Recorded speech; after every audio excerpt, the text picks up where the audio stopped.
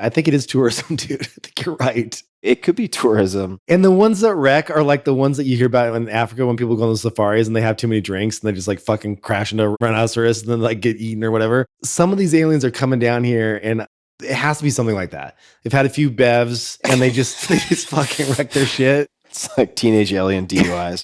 Yeah, exactly. Yeah. Where'd Glub Glub go? Fuck. Yeah. He's gone to Earth again. Right. So, did he drink? He took a few.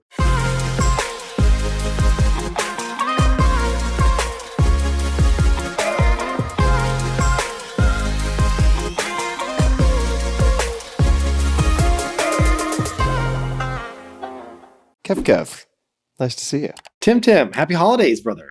Happy holidays. Another random show, ladies and gentlemen, boys and girls, brought to you by Kev, and Tim. Happy holidays, everyone. It is that time of the year. It is. And can I say where you are? Because you're not in a holiday place. Sure. You're in Hawaii. Right. I'm not in a place with great seasonal variety. Yeah. I am in a place with wonderful sun and warmth, which is Hawaii. Is it good? It's amazing. Of course it's amazing. You seem very chill right now.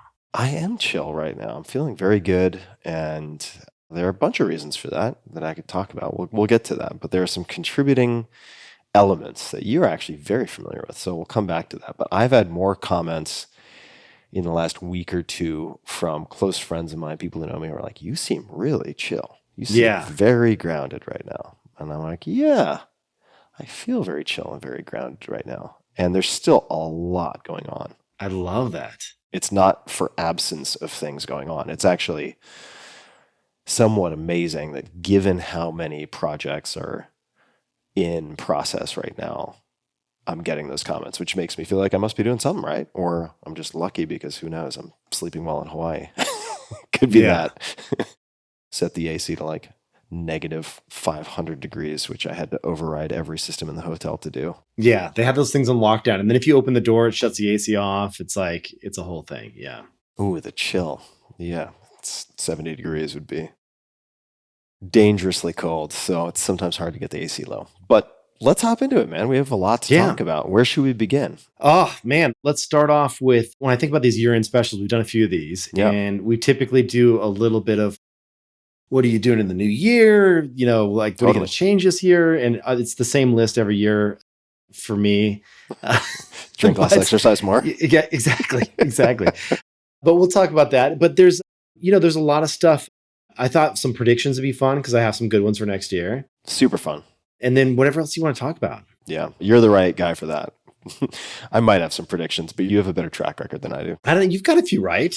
I mean, I occasionally get one right. It's not that my track record is bad. I think you have such a 30,000-foot view on so many different sectors. And also, just as a general partner at True and as a more active investor than yours truly, you get to see a lot that is coming down the pike. Yeah. Right? You really get to observe patterns on a weekly basis that most humans do not, including me. But I do see things occasionally. So we'll see if I can riff off of some of your predictions. So where would you like to start? Let's start off with something that I just thought was a fun one to just really get your take on this, because I think we're screwing up society. So every year Apple does these like, hey, here are the 15 apps that we love. This is the best gaming app. This is the best productivity app, all this stuff, right? And I tend to go in there and poke around, and I'm always checking out, what the new hot thing is, especially on the gaming side or stuff where I really just don't pay attention. I'm like, just tell me the best thing. I'll go check it out, right? Yep.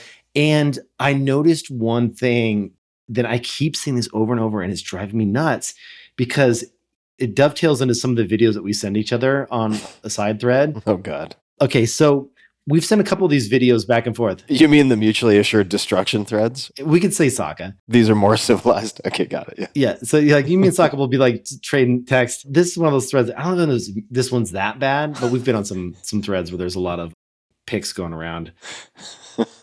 Nothing horrible, but definitely I'll move on from there. So there's basically these new AI videos of like MMA fighters. Yeah. And they'll get like knocked out. And when they fall to the ground, they like get in go-karts and shit and start driving around. Have you seen this where they like blend AI? Yeah, I've seen it. It's messing with my head I look at that stuff and I'm like, this is really bending reality. And I don't know if it's because there's a psychedelics kind of component there where you're like, why am I seeing something that I would typically see in a different realm, in this realm? Like weird stuff's happening in the brain. But one of the things I noticed in the app store is they said the best app of the year was a Adobe app, which, they make great stuff. And they had Adobe Lightroom on there as winning the Apple App Store 2024 winner Mac app of the year.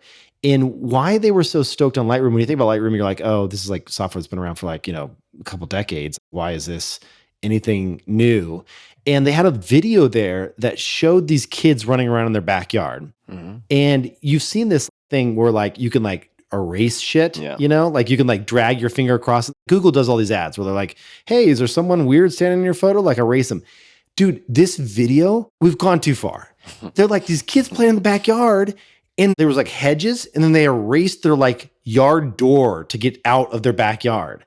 And like it made more hedges. And I was just like, can you imagine when these kids are like 35 or 40 and they're like looking back in their photos and they're like, do we have like a backyard door? And they took the dog out and shit. I'm like, why are you taking the dog out? The dog's part of the family. Just like sowing the seeds for gaslighting yourself later. No, but do you know what I mean? Like, what is going on? They're erasing all of our real memories and replacing them with like almost imperceivable at this point digital alternatives. Yeah. And it's really worrisome to me. I don't know. Do you do any of this shit? Do you erase anybody out of your photos? I don't erase people out of my photos. I also feel like a lot of that editing is for sharing outside of your immediate circle. Like social media stuff. Social media, or effectively applying digital plastic surgery to your life so you can share highlights that look better than they actually do in real life. And I am very cautious to play with that because I feel like it's similar to getting your first little dabble with eye tucks or facelift. Yeah. And then there's this creeping tendency to add more and more and more and more. And similarly, I don't want to become delusionally dissatisfied with my life because there are little things that in my mind's eye aren't perfect for broadcast, like a door in the hedges, right?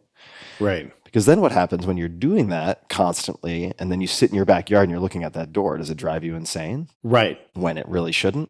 And then also, but think of the downstream effects too, where your friends are like, okay, you just take something that is a mild visual nuisance out of the equation. And it's like, oh, they had that perfect beat shot. They are so lucky. Yeah. If only I could have that thing. And then you go and you're like, oh, it was crowded. We didn't have the same thing they did, but in reality, they just magic erasered all their friends or all the people behind them out of it. I'm just like, it's creating a fake everything. Yeah. I don't know. I just something about it. Yeah. I love AI. I think there's a lot of fun. There's so much I use it for every single day. But this is one of those things where I'm just like, I don't want my kids to grow up thinking they need perfection. Yeah. And that's what this is doing. It's creating a better, perfect scene, you know? Oh, yeah. I mean, and people are already using that to, of course. I mean, it's like Zoom filters on steroids, right? Right. Totally.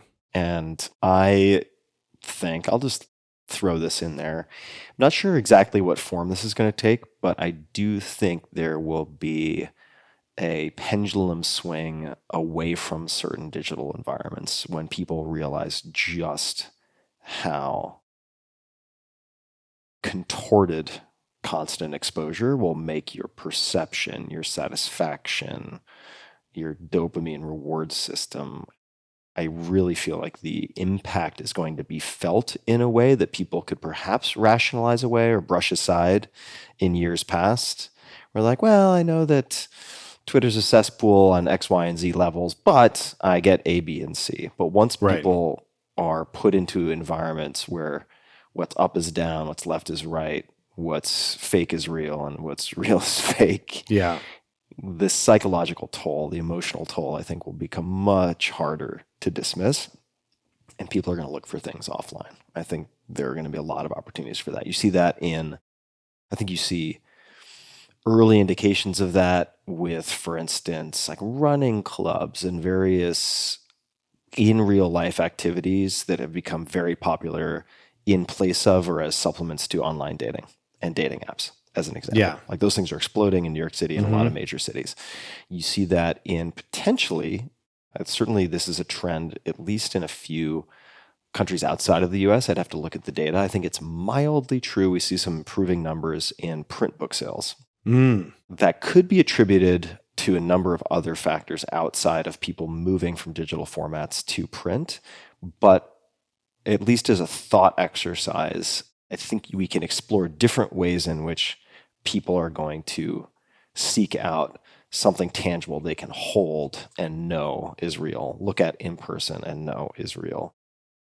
So that's certainly extrapolating from just what I see in a sort of small circle of people who are hyper exposed to a lot of this. I feel like people like you who are perhaps way, let's call it like prematurely saturated with exposure to these things, are canaries in the coal mine. Yes. You're like, oof, holy shit. Like, we need an exit. We need a way to step off the stage so we're not looking at this manufactured reality. Yeah. It's funny you say that. I was talking to another friend of mine that's deep in this stuff. You know, Chris Hutchins. I was talking to him about raising daughters and the kids are getting older. And he's like, dude, you know what's funny? He's like, when we got bullied as kids, somebody would be like, I hooked up with your mom or whatever, right? And it would just be like, there's like the schoolyard slams or whatever, right? Yeah. And like now in like 3 years, he'd be like, I hooked up with your mom. Look at this video. And it's like the mom hooking up with a kid because it's AI and shit. He'd be like, damn, like you're hooking up with my mom, but it won't be real, but it'll be like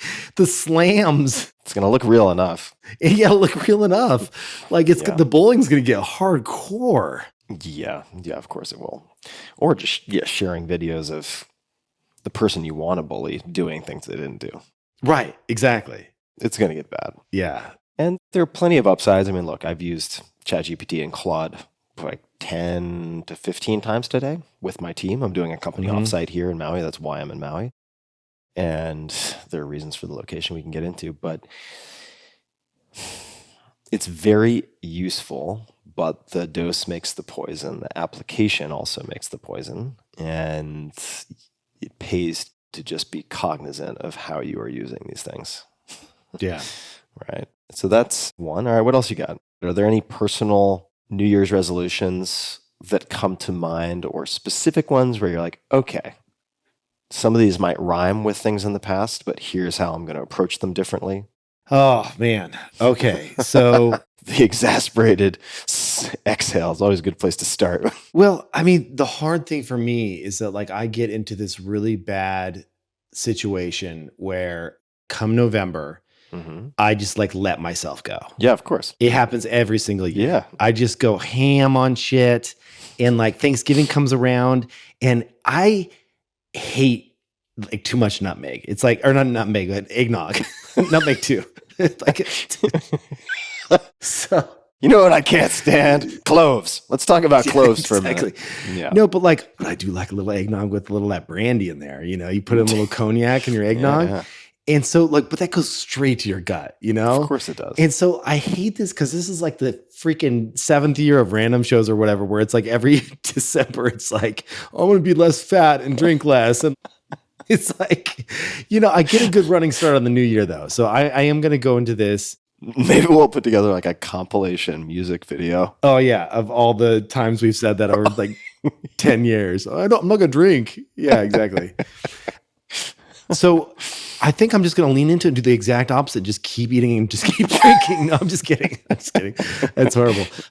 No, but I think one of the things that you and I were trading links on a couple of days ago, which I'm really curious to get your take on this, is like, there's like this movement. Well, not movement. It's called, it's movement, but it's old people movement of like, we used to like, you and I, when we first met, the name of the game, as broy as this might sound, is like, we wanted to put muscle mass on. Meathead Central. Yeah. Yeah, like I wouldn't say full meathead, but there was a good amount of meat there. It was pretty meathead. So to transition from meathead to like somebody that actually just wants to like be able to like stretch, and do like functional stuff. Like we were talking about functional patterns because it was an account that I had followed for a while, and they had some kind of more non-traditional ways of approaching, your gait and your movement, and really setting you hopefully up for years of good, solid longevity in terms of joint health, back health, all these things. And I sent you another one that you were checking out as well.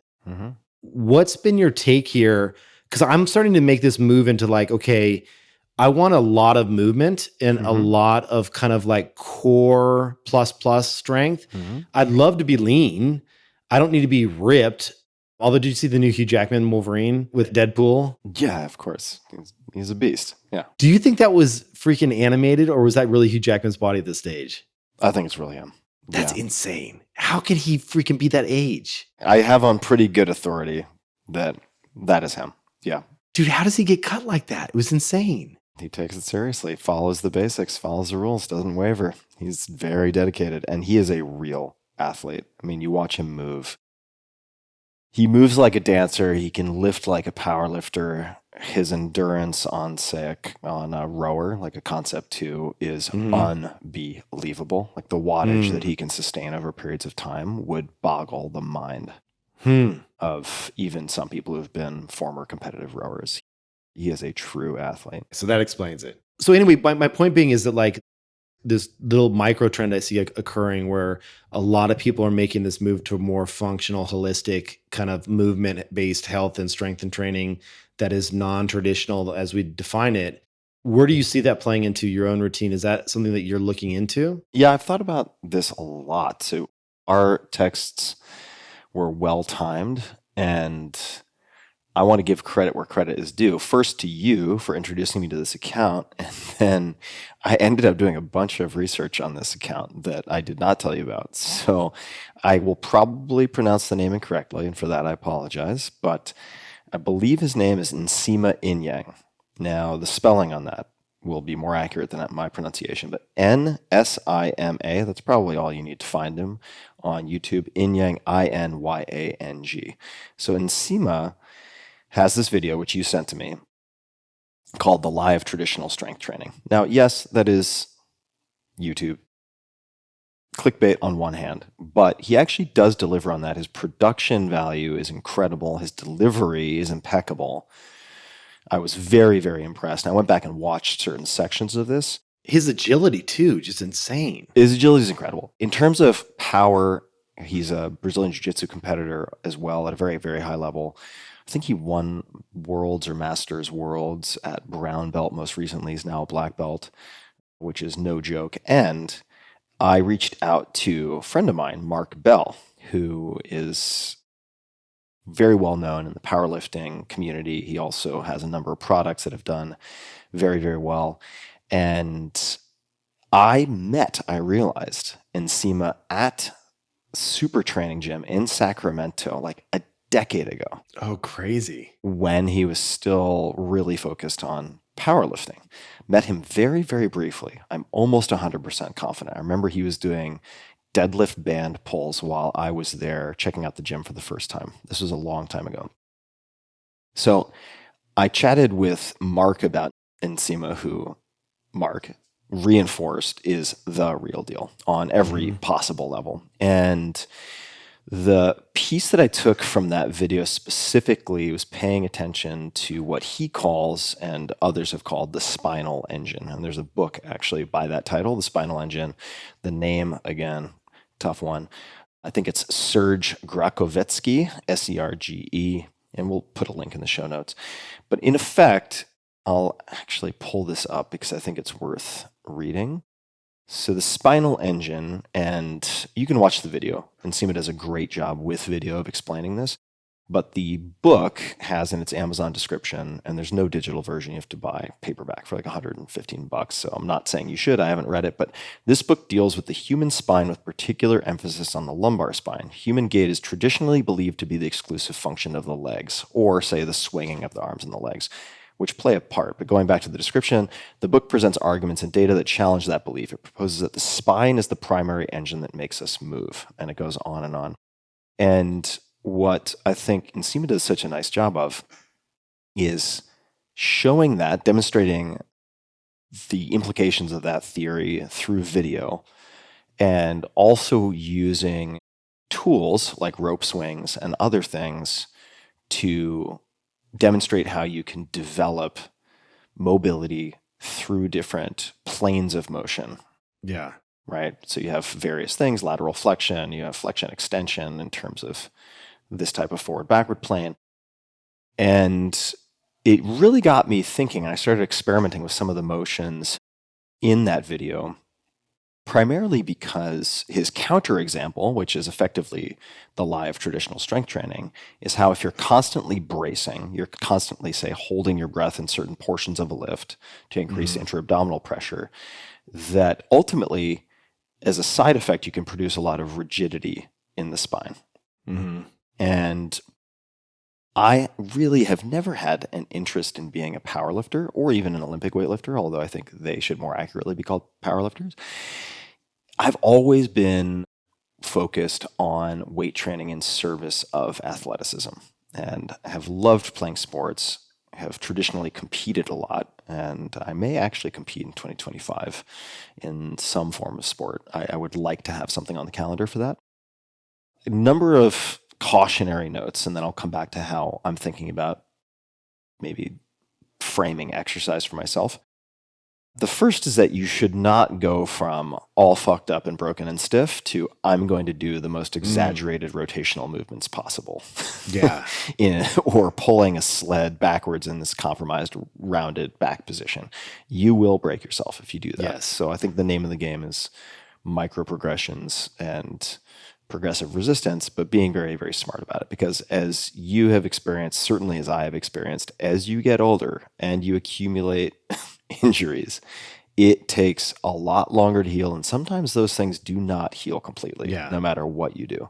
It's funny. I got one of those splits machines where you can like put your legs in there and then you crank a wheel. Oh, the Chuck Norris special. Yeah. I had like the Chuck Norris thing on the outside. But like I was doing it and I was getting further and further and further each week. And my Pilates instructor was like, what the hell are you doing? And I'm like, I'm going to do the splits in like a couple months. And she's like, you have no supporting muscles at all for any of this. She's like, when you get done, you'll go down once and then you won't even be able to like, everything else will rip, you know?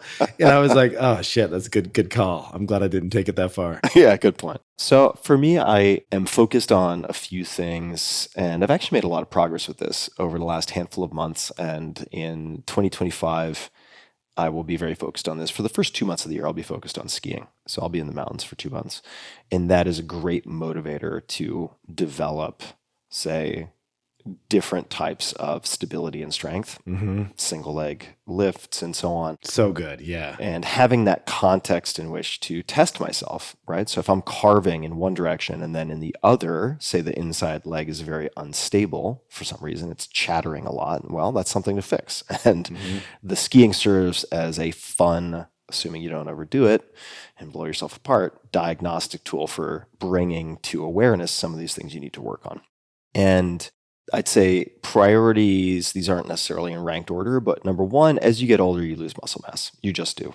And that's age-related muscle loss. Sarcopenia is directly correlated to any number of issues, I'm sure, including all-cause mortality. So weight training, resistance training, building muscle mass is an undeniable priority for functional health span as you get older. Yeah. But for me, that means compound movements once or twice a week. You really don't need to overdo it or do it 5 days a week. A lot of people use 5 days a week or every day as an excuse to not get started. You can make a lot of progress, especially if you haven't done much weight training, with 1 day, 1 session per week. If you're using, say, high intensity training, 1 set to failure type protocol. I recognize it's very simple. I recognize there are some very experienced athletes who will say, well, no, you want to do 5 sets of 3 or 5 sets of 5 or whatever it might be with 3 to 5 minute rest intervals in between to replenish the creatine phosphate,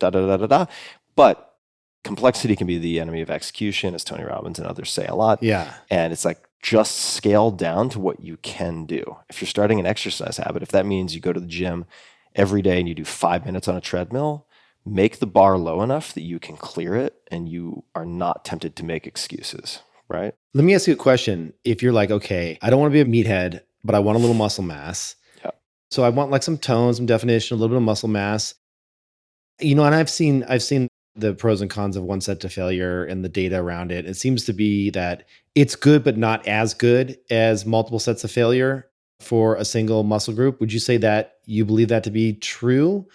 Or are you doing one set to failure with, like, if you're doing bicep, let's just take bicep, for example. If you're doing one set to failure, are you doing several exercises on the bicep, one set to failure? Or are you just talking about like, you're just doing hammer curls until you fail and that's it for biceps a day? So I would actually, let's just take skiing as an example, right? So my priority is going to be skiing. And there are actually a few other sports I'll be training for at the same time. So I will be a busy, busy boy for the first 2 months of the year, which is great, because I'll need to lose all this fat that I accumulated over Thanksgiving and Christmas, because I know those Danish butter cookies that my mom bought at Costco are just waiting for me. Everybody's got their thing. I know it. I know they're sitting there. The one set to failure or multiple sets to failure, training to failure, can inhibit your ability to train something sport specific like skiing if you overdo it. For instance, I would not, even though you could pack on tons of muscle doing 20 rep set to failure for squats, if you do that and then you try to go skiing the next 2 or 3 days, you're going to be garbage from a fine motor control perspective. But to answer your question directly, I have not looked at the most recent data on any of this. I'm not sure there exists data comparing these in meaningful ways that do not bias towards one method or another.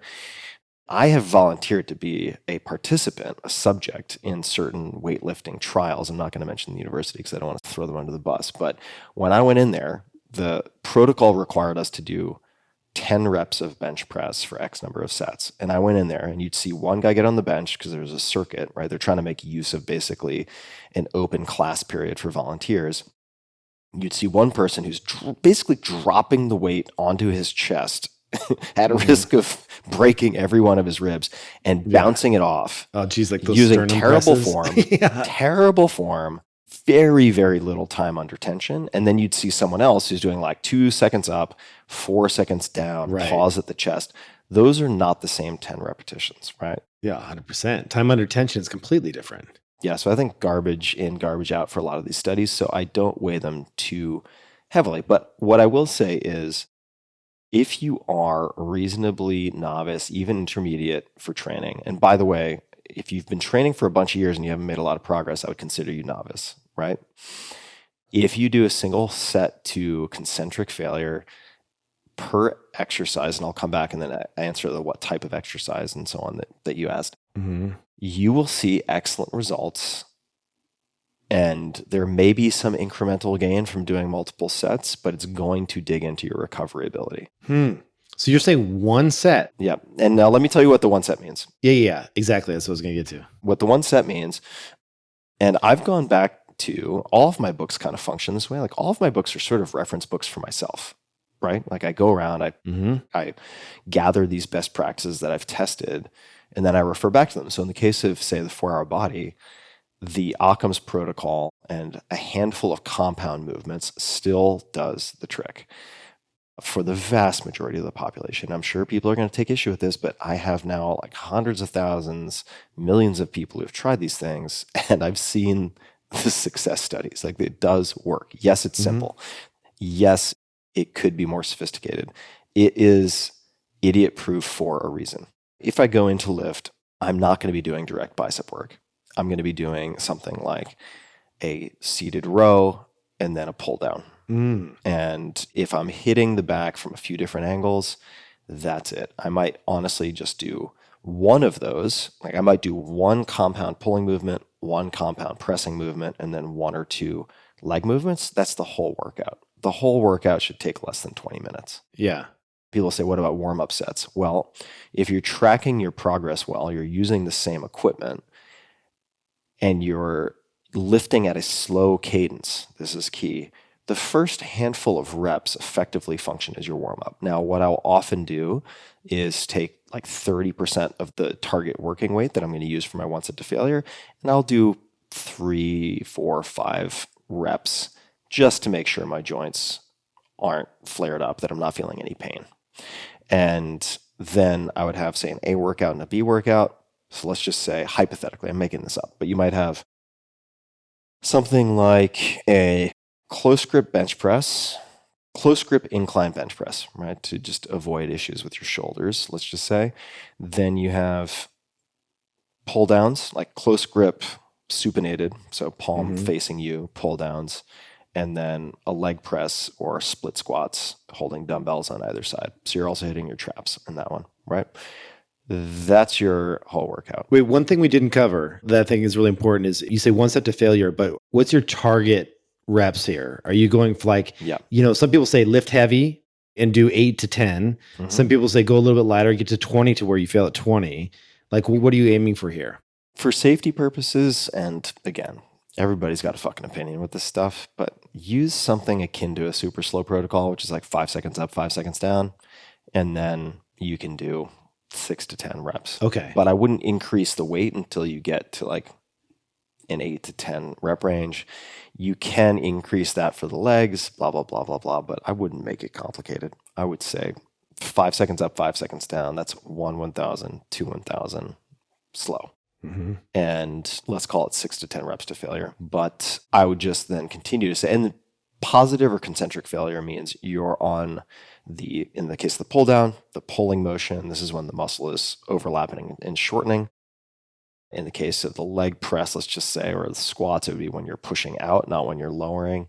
In the case of the close grip bench press, it would be when you're lifting the weight up. That's the positive portion. And then you get to the point where you stick, you can't move it. All right, push for another 10 seconds as hard as you can. Try to move it a millimeter at a time, and then lower for 10 seconds, you're done. And then you have to log the entire workout. It's not hard to do. You need to take notes. If you don't take notes, you're not going to make the progress you want to make. And then the second workout, just to, again, hypothetical, it doesn't really matter that much. As long as it's safe and it's a compound movement, you're doing it to failure, you're going to make progress. So let's just say that your shoulders are healthy enough to do this. It could be like overhead press or a military press. And I'm equipment agnostic. People can argue about free weights versus machines. My position now is like whatever is safest.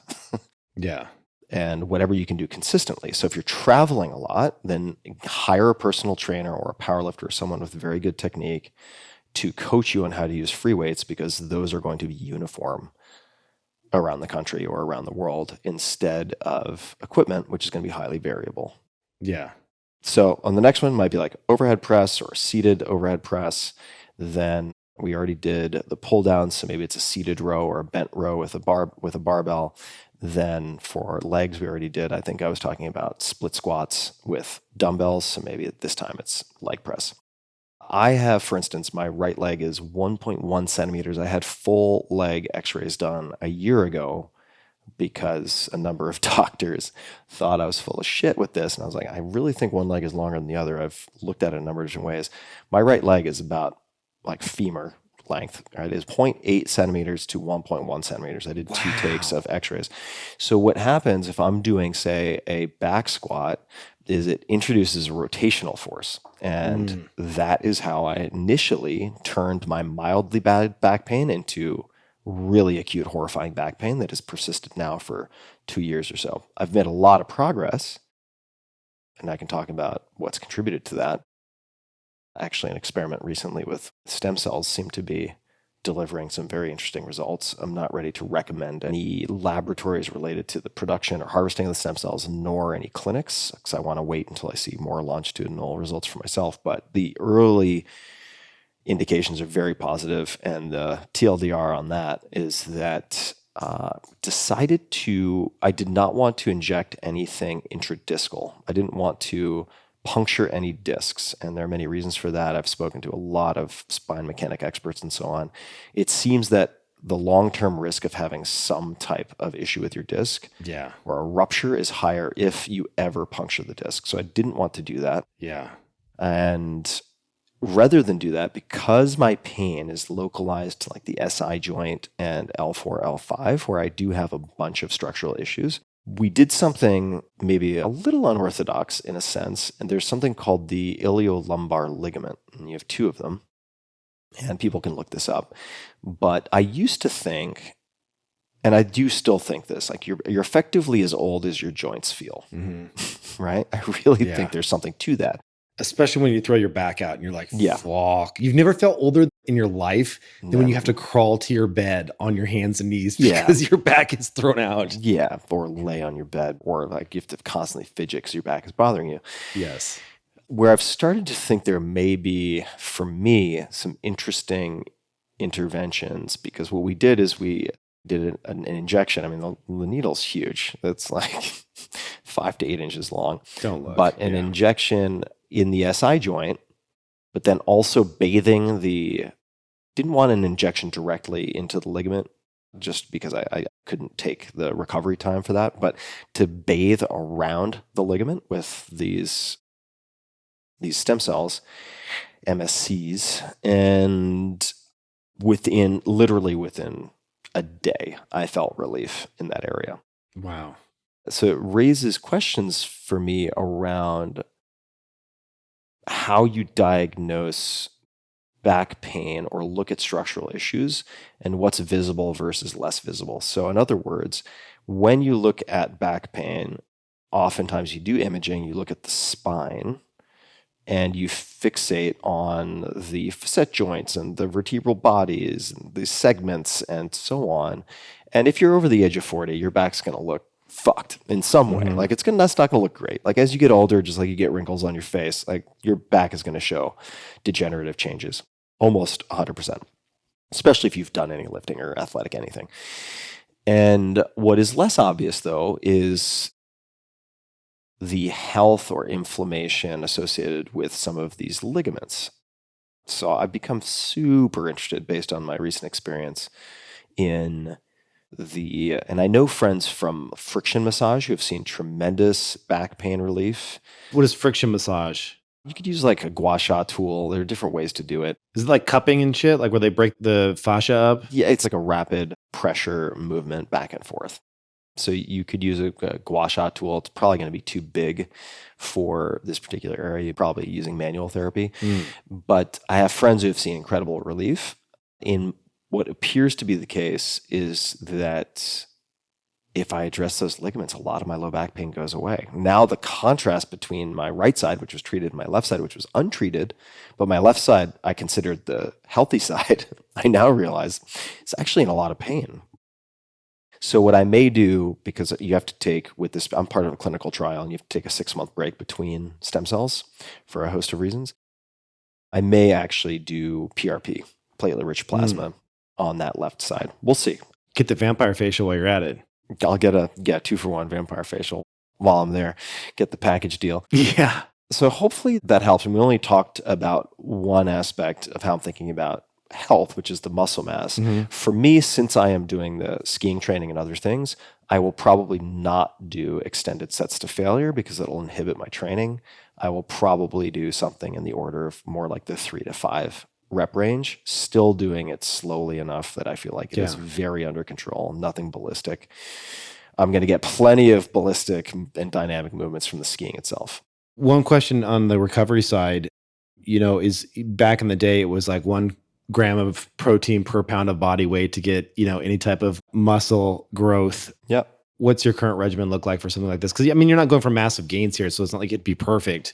But are you still getting adequate protein? Are you putting a lot of protein in there when you're doing these training days? Yeah, I will. I mean, especially because I'll basically be training at the gym at night before dinner, and I will be skiing and taking very serious technical lessons and trying some pretty gnarly stuff for me in terms of reasonably intense training. Like flips and shit, or? No, not that intense. No. You doing half pipe? No, not half pipe. I'm just talking about like bumps and backcountry stuff. Oh, backcountry stuff, yeah. And also like ski touring. I'll be skinning. Basically, you work your way up the mountain and then you ski down and stuff. So it's going to be physically intensive. I'll also be eating quite a lot of carbs, but probably I will almost certainly get at least 1 gram of protein per pound body weight. Yeah. I don't think that's overkill. All right. And I'll show you one more thing that's kind of fun. Yeah. I've been looking very closely at this. I don't feel comfortable promoting any brands yet because I have some technical questions, but I have been experimenting with something called, the acronym is LICUS, LICUS, which is So I've got this, Holy shit. What is this and now? then another one over here. If you're not seeing the video, it looks like he's part cyborg now. Yeah, I've got these patches with electrodes and cables coming off.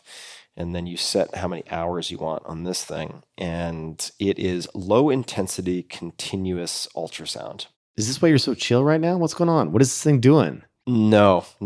This is not why I'm so chill. I mean, who knows? I don't think so. This is a device that safely administers low intensity ultrasound over a period of 1 to 4 hours per site of treatment. So I currently have 2 of these coupling patches, one on the front of my shoulder, one at the rear of the shoulder. I have a bunch of tendonitis around the insertion points of the infraspinatus. Oh, so this has nothing to do with your Hawaii trip. No. This I've been playing with this for about a month. It's not like for swimming or talking to dolphins. No. This is for recovery, but also the low intensity continuous ultrasound, so LICUS, LICUS. You can find a lot of interesting studies on this.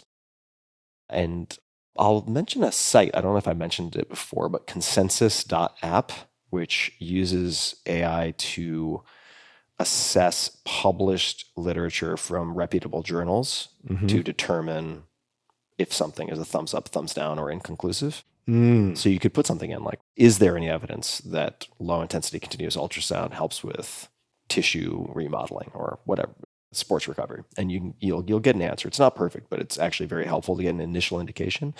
But this stuff, part of what I find interesting about this is, unlike some other types of, say, for instance, electrical stimulation, like there are TENS units that you can use that will effectively reduce pain by, and this is not the scientific description, but they're effectively overriding your nerves or overstimulating your nerves with certain frequencies to turn off or mute the pain signaling. That's not what this is doing. This technology seems to actually help with tissue remodeling and proliferation of different growth factors. And I really remember the first time I used this, within an hour, this acute pain in my shoulder just vanished. Crazy. Now, could that be placebo? Like, it could be placebo. What's the cost on this? It's not cheap. Yeah. Which is why most people go into a clinic to use something like this. But they get you with the razor blades approach, right? So the device itself, who knows? But these coupling patches are very expensive. So to get, if I'm using it once a day or twice a day, I've been using it a lot, it's like 10 grand for 2 months. Oh, Jesus. It's expensive. How much are the patches? Like $1,000 a pop? One box of 4, I think it's 4. So it'd be like 16 patches, something like $900. It's very expensive. Damn, it's crazy. But look, there are some people out there for whom this will be out of reach, but you may be able to find a clinic where you could do this on sort of an as needed basis. Who knows? Once a week, there may be some minimum cadence necessary to see the results that you would want, but there are also people out there for whom this may make sense. And hopefully, as this technology, and you've seen this happen a million times, so have I, as it becomes more popular, as the technology gets more developed, as there's more competition, the price drops tremendously. You know what's funny is, like, I've seen in podcasts, you know, you and I've been part of this, where like you'll mention something that's like $3,000 or whatever, or something crazy, and there's like, well, that Tim fucking rich guy can afford all these things, blah, blah, blah. But honestly, what happens that I think is so beautiful about this stuff is, if you can get the higher end folks to like that want to go and experiment at the edges here, that have the disposable income, they're doing nothing but dropping the prices for the masses because they have to ramp up production over time. Yeah, totally. It's funny. I've seen this happen so many times, even in drugs stuff as well. Like when I first started taking Repath as an alternative to cholesterol meds, like, and it wasn't covered out of pocket, it was like $2,500 a month. Yeah. It was like ridiculous. And now Amazon has it for $500. That's no insurance, you know? Yep. And it's like, it takes time for these things to come down and hit the masses. And with those VO2 max machines too, that you can get at home now, I don't know if you messed around with those. I just got one of those and it's insane. It's insane, but it's great because you don't have to go to the clinic and you can save the time. And then eventually these will be less expensive for everyone. Yeah. We've seen it with Uber, right? Uber Black in the beginning. Yeah. Was definitely kind of a 1%er thing, but it subsidized the development of UberX. I mean, that was jet travel though, as well. Tesla, same thing, right? There are many, many examples. I would say I'll give people some recommendations that are not expensive at all, which I'm equally focused on, actually more focused on. Like, this is a nice bonus, and I'm still experimenting with it. Jury's out, right? It seems to be very helpful, but Mhm. I want to see longer term.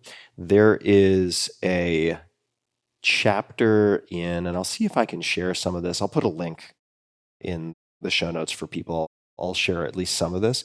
There's a chapter in the 4-Hour Body called Reversing Permanent Injuries. I will link to it for folks, but the exercises in that still deliver so much, like the bang for the buck in doing some of the Gray Cook exercises, the chop and lift with cable machines, the Turkish get up, even if you're just doing the first portion of that on the ground for shoulder health. I mean, there's so many benefits to a handful of exercises in terms of injury prevention. Yeah. And you have to invest in that stuff as you get older. If you want to be active, if you want to be athletic, your body just does not have the elasticity and the regenerative ability that it used to. Mm-hmm. And that, for instance, part of the reason I went back to that chapter is that the chop and lift exercise have a slow, under control rotational component that I felt was not dynamically, but still compatible with getting me closer to developing or redeveloping the spinal engine that Nsima Inyang talks about. I was like, okay, look, let me take small, safe steps towards incorporating some very mild rotational exercises. Mm-hmm. And that's where I'm starting. That's awesome. Feels good. Feels great. And I'm doing it first thing in the morning. Wake up, cold brew coffee right now. And then the Hawaiian coffee is incredible. So this has been my re-entry. We can, after my 30, 40 days of abstinence. Yeah. Like wake up immediately, have a cold brew, and then go to the gym. That's a big shot. Like Hawaiian coffee is no joke. That's like some strong stuff. It's so good. It's delicious. Some of my favorite coffee on the planet. There's something about like how just dark and dense, and it feels very nutrient rich, like antioxidant rich to me, you know? Yeah. It's good stuff. The Kona coffee is good. Oh, it's just so delicious too. All right. So we get a few other predictions and fun things? Yeah, let's do it. I mean, we got tons. I just gave several TED Talks, so you should let it rip. Yeah. So I'll do some rapid fire fun stuff here. So damp January, I'm going to drink 6 or less drinks per month. Moving on to investments. Just ran through that one.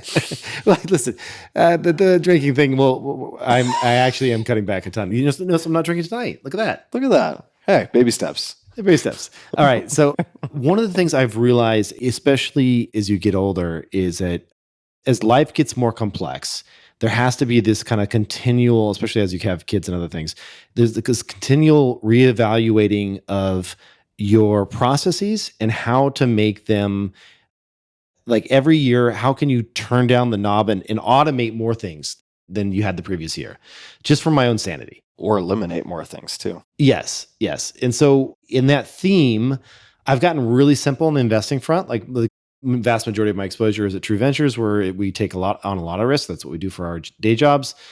I'm going to try a new app called Monarch. It's not new, but it's been around for a while for tracking my finances and finally get a budget under control starting January. You've been using it, right, for a bit? Yeah, I've been using it. It's great. What do you like about it? So there's a couple of them out there that I really like. I like for like holistic net worth, just where am I in the world?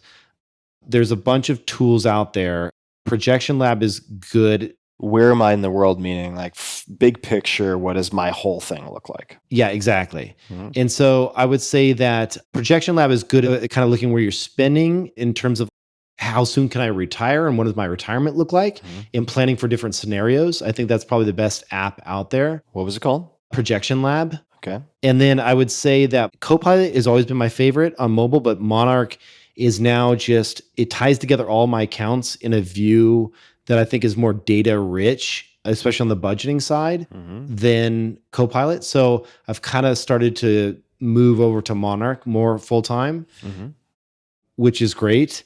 And so, yeah, I mean, those two, and then, gosh, I'm drawing a blank of the last one for the kind of like overview of everything. They're going to kill me because it's a fantastic app. Pornhub Premium? What's that? Pornhub Premium? Exactly. There's Tim. He's back. He's back, everybody. Now I can't even blame it on the booze.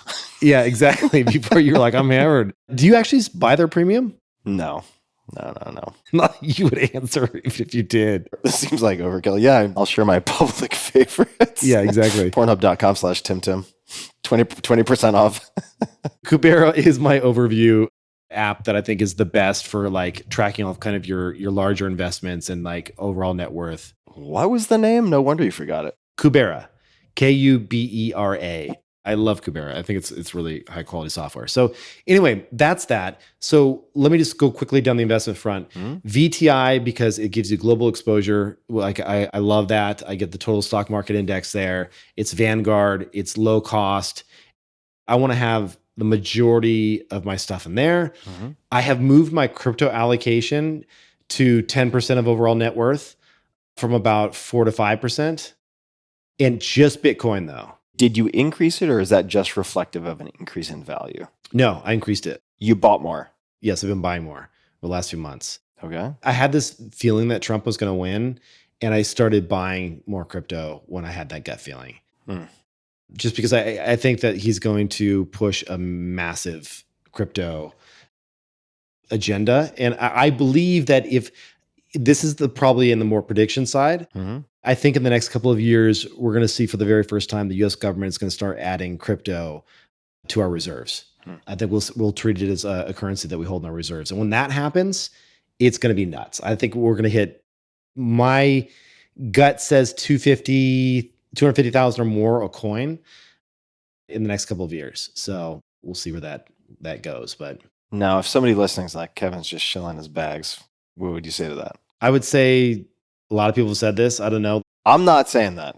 I'm just saying. No, I get it. But like, here's the deal about shilling your bags. I'm giving you PTSD flashbacks. No, but this is a real truth. Let's go and take a look at how much Bitcoin traded today in terms of volume. Yeah. Okay. So I love our podcast that we're both going to syndicate this episode on our respective feeds. But like, we're not moving trillions of dollars of Bitcoin because I say it's going to 250 a coin. Like I could go right now on Coinbase right now and say, sell 20 million in Bitcoin, press a button at market, and it would hardly even like tick, tick, tick, like a little tiny tick because there's so much volume. Yeah. No amount of shilling could move it in any meaningful way. It just can't happen. Right. Now, 10 years ago, you and I go on here talk about Bitcoin and we just made ourselves like, $5 million because you pump it up. But you know what I mean? Like that's not the case anymore. It's just too massive. Makes sense. So anyway, there's no such thing as shilling anymore, at least when it comes to Bitcoin. Now, if we're talking about shit coins, which are happening a lot right now, that's the stuff that's like just so stupid I don't even get involved in. So anyway, I hold Bitcoin. I purposely hold it in an account that I can't touch. So I like this because like Coinbase has a feature called custody where you can't withdraw it for like 3 days. Enterprise level self-control. Yeah, exactly. It's like a forced hold. I like doing it. And I've now stopped trading it. So I don't even look at the price. I'm like, it's just part of my overall holdings. I'm going to hold it for the next 50 plus years. I want to hand my kids Bitcoin. Yeah. It's gone from like, when do I sell it? Like, ooh, is it too high? Should I sell right now? Those days are over. Now it's just like part of the portfolio. So it's digital assets. Yeah. It's not going away. You can't put digital assets back in the box. Like, back in the tube or wherever the genie comes out of. Tube. Yeah. Can't put the genie back in the toothpaste tube. Yeah, exactly. So last thing I will say, now I do like to play in the little one-off stock buys every now and then. Yep. And I got really lucky because I called NVIDIA pretty early on your podcast before, which was good. But I have enough friends that are large executives at major companies in the tech arena that they are all talking about nuclear power. And I don't know how to play it, but my gut tells me over the next decade, there's going to be I'm pretty bullish on the return of nuclear to the United States, just out of our sheer capacity for power that we need for data centers on the AI side. Like we need alternative forms of energy. Especially if coal plants are shut down. Yeah. Well, I mean, I don't think that's going to happen, but I'm not saying all. Yeah. But yeah. So if you want to play the broad basket and you're thinking about this over the long term, and I was just speaking for myself, this is not investment advice, but I did find there's a fund that like holds uranium manufacturers and some like nuclear plants and some of the companies that are thinking about doing these new smaller plants. And so it's like a basket of public nuclear stocks right now, and they will add to it as other nuclear companies go public. And so like, I'm not in the game of going and saying, hey, this is the nuclear future. It's this one company, right? Because that to me would be like, it seems too much like angel investing or something else. So anyway, the one I look at is the only one I could really find was NLR, which is the VanEck ETF Trust Uranium and Nuclear Basket of stocks. It's got a pretty high expense ratio, but like I'm doing a really small piece into it just because I think over the next decade it's going to outperform the S&P. That's all. Mm-hmm. So that's just for fun on the kind of investment going into the new year. Mm-hmm. And then I got a bunch of predictions going into the new year.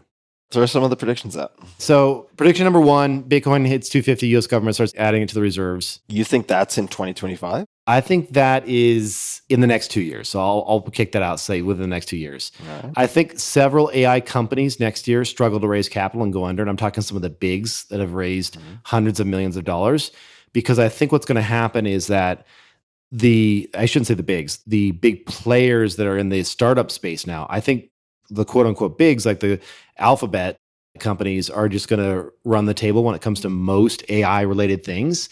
And if that's the case, I kind of just want to hold those stocks. OpenAI, I'm still like, they're so intertwined with Microsoft. I think that they'll be fine. Plus they're working on other devices as well. Speaking of which, one of my predictions will be that OpenAI launches some type of mobile device, maybe some type of smart headphones this coming year, because they have to be at the Meta level, meaning like they have to be at the device level that we all carry around. And when you have press and hold Apple Intelligence, just by holding on the side of your phone now, and you have press and hold, like, how you used to query like Siri or whatever. And now you have that same going on with Gemini, with Google. Now you've got AI at the phone level already carried by the big providers to get someone to think like, oh, I got to go download ChatGPT so I can go and switch it out as my assistant and all this and set up shortcuts and all that. And it's like, if it's like 90% as good, people won't care. You know what I mean? Yeah. I don't care if I'm streaming Lord of the Rings off of freaking Hulu or Prime or Apple TV. I just want to watch the movie, right? Yep. And so it's like, I think AI is going to be kind of like that, where we'll just like, oh, I have an Apple phone, so I use Apple Intelligence. That's kind of where it's at. That's interesting. Yeah. Well, so you think of like, where could they get the wedge in the door? Right. The headset's interesting, right? Because if they made a really good set of basically AirPod clones of some type. But intelligent with AI built in. Yeah. That had that built in. But basically, they're not going to replace the iPhone, right? They're not going to replace good Android phones for people who already use those. But they could replace wireless AirPods. The only way I think they would have a chance at not replacing the iPhone, but being a top seller would be that they do something so first principles oriented, where it's like a type of UI UX that we just haven't even imagined yet. Yeah. I heard they were working with Johnny Ive on some of this stuff. And so, you got the former like industrial designer, head of design for Apple, coming to the table with OpenAI saying, hey, let's go back to the drawing board and say, if we had to build a phone today, would it be with a series of app icons on here, or might there be a different interface that makes this way more sexy, more fun? Like, Yeah. Because like the future is not going to be, hey, I'm going to go launch hotels.com app and say, get me a room in Japan in 2 weeks, negotiate all the things, put in my credit card credentials. It's going to be literally, you open your AI and you say, hey, can you get me a room for Japan at this hotel in 2 weeks? And it'll be like, which room do you want? These 3 things, blah, blah, blah. And you're like, this room. And it's like, boom, it's already got my information. Yeah. It's all APIs behind the scenes. It hands all that data over. The exchange is done. The payment is done. And it's just like, it's finalized within 30 seconds versus the 15-minute thing. Yeah, that's true. I mean, I guess what someone like OpenAI could do is something along the lines of a fantasy I've had for a long time, which is like a very dumb phone that I remember this is almost a year ago, I was telling my friends it'd be great to have a 1-button phone. And the 1-button phone at that time would have basically sent voice or routed a phone call to a virtual assistant or someone who handles everything for me outside of like Google Maps. It's like, all right, I have Maps, and then I have one request button for everything. Right. And that's it. Right. just to avoid the metastasized mess of having 1,000 apps So many people want this. and 1,000 notifications and all that bullshit. And I know some very accomplished professionals who have stopped taking their iPhone into their office. Like they leave it in some type of locker, or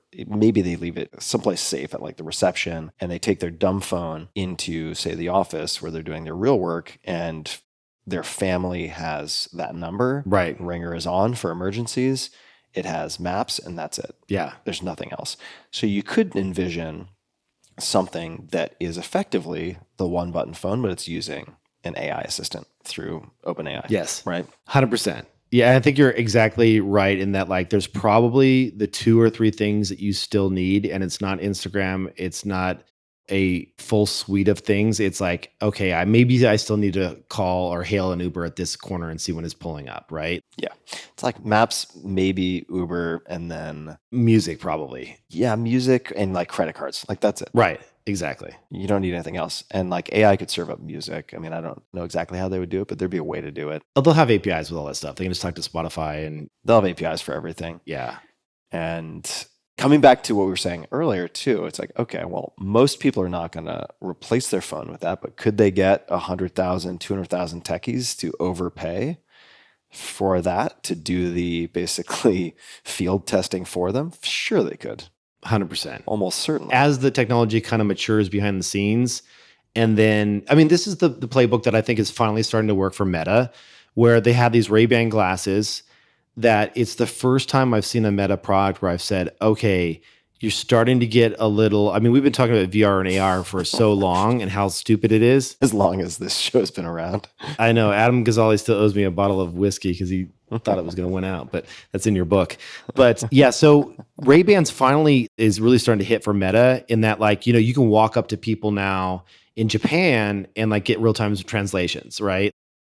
And you don't even look like you're wearing anything. Real-time doxing too. You see the Harvard student who figured out how to use the Ray-Ban glasses to immediately dox everyone. You can be like, Yeah. oh, hey, are you so-and-so who researches so-and-so? They're like, oh my God, how'd you know? And it's like, I know. because they're getting a Terminator readout. Yeah, you get the Terminator readout, totally. Yeah. A little higher fidelity than those graphics back then. But Yeah. yeah, so a couple things though, real quick on the prediction front, and then I'm done. But I think Microsoft releases an Android phone largely because they have the suite there. They have Word, they have Excel, they have PowerPoint, they have Drive, they have all the stuff, Outlook, you name it. I think it'll be Android based, and they have ChatGPT. Mm-hmm. So I think on the open AI side, that will probably be integrated into the Microsoft phone. I got it. That's my gut tells me that it's a no-brainer Right. for them. So Microsoft would subsidize the development and all that of this hardware as opposed to AI. But it'd also be Android based. Right. Okay. It's almost like getting a Google phone. You know, when you get a Google phone, you open it up and it's like got Gmail and Chrome and everything like baked in. If it is Android based, this is such a Luddite question. I should know the answer, but does Gemini automatically come along for the ride? In which case that would be built-in competition for OpenAI if they used an Android phone? It's a great question because I know that Google had some funky things back in the day. If you wanted to use Android, you had to include certain types of Google services behind the scenes, even though it's open source. I don't know to what extent and what you have to bundle, but I believe because if I look at Samsung phones and they have their own browsers and they have their own email and everything else and they're based on Android, that they could do the swap here because Samsung already does it on the AI side and everything else. Got it. Okay. Interesting. Lastly, I think we'll get some type of confirmation of aliens.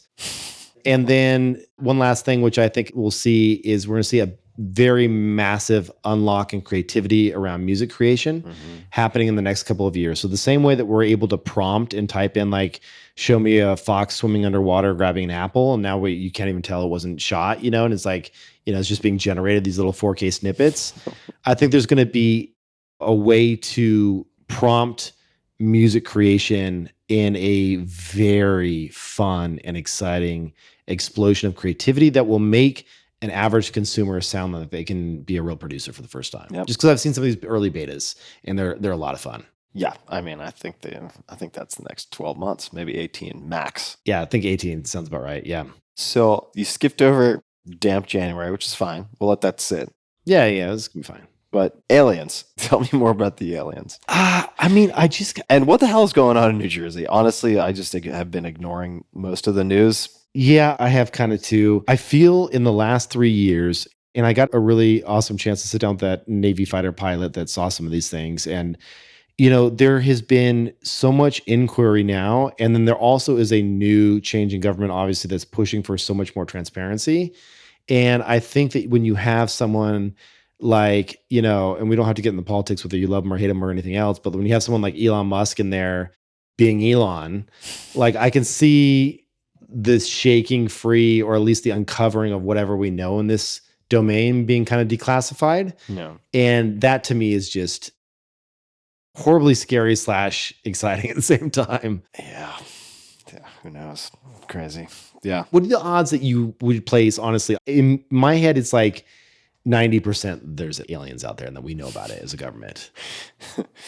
I mean, I guess we haven't talked about this because I don't want to sound like a fucking crazy person, but there was a point where this conversation was in the air enough. I was like, okay, let me do a deep dive to see what we can say with any degree of certainty and what we can't say with any degree of certainty. Mm-hmm. And looking at government reports, looking at various first-person testimony about the Tic Tac and so on, Mm-hmm.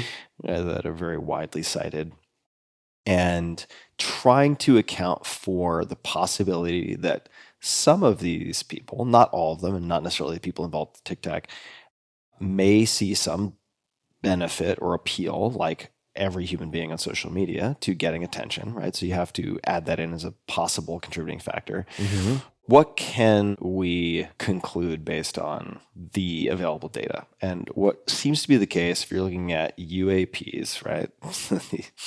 These, I guess it's unidentified aerial phenomena now, the rebrand from UFO. It's good. It's a good rebrand. So you don't sound like someone wearing a tinfoil hat. Yeah. And part of the reason that it's aerial phenomena as opposed to flying object is because the vast majority of these can be explained by, say, high altitude weather balloons or meteorological phenomena that cause a strange visual effect in the sky that is noticeable by humans from the ground. Blah, blah, blah, blah, blah. Right? There are like a 95+% can be accounted for by that, or 90+%. Then you have also a long government history of covering up test craft flights and so on with reports of UFOs, right? Mm-hmm. So there's a crash of some prototype of some type of weaponized technology or surveillance technology, and especially many, many decades ago, they're worried about that news getting to our enemies / competitors overseas, so they drum up a misinformation campaign around it being a UFO. Okay, so there's also a bunch of that. Taking all of that into account, if you look at congressional testimony and a bunch of other things, there do seem to be quite a few examples of documented phenomena, often recorded from multiple video sources, that defy explanation.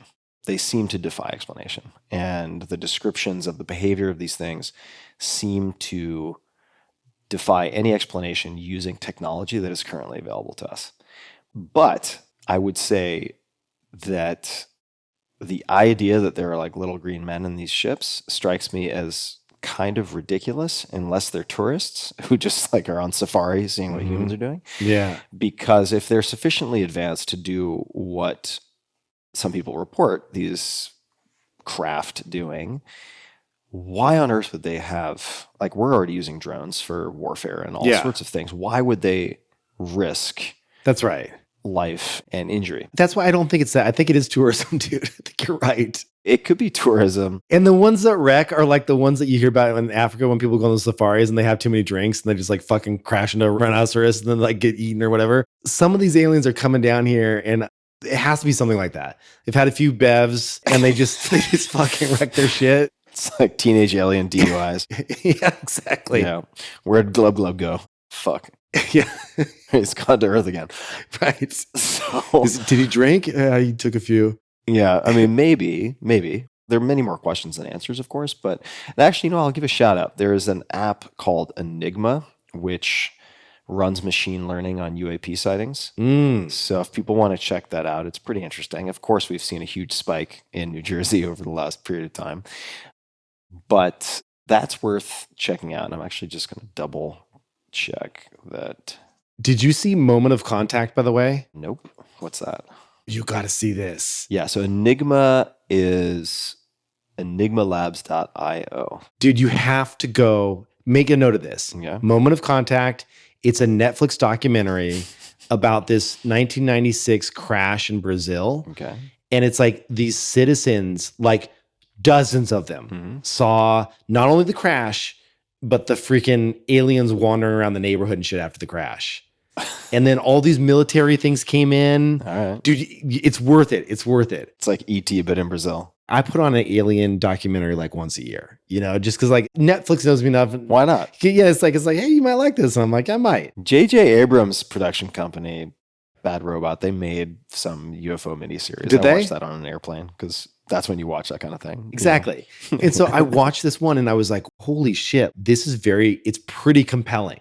Let me throw out a couple of alternate explanations or like supplemental explanations. So one, when you see these reports, right, like the vast majority of alien abduction reports are like rednecks getting pulled up by a tractor beam and then having like anal probes put in them. And I'm just like, why is it that all these rednecks are getting anal probed? Is it always anal probes? Well, there is a lot of probing typically involved. Yeah. But it is weird. What's going on there? Why do they return them? Like take them?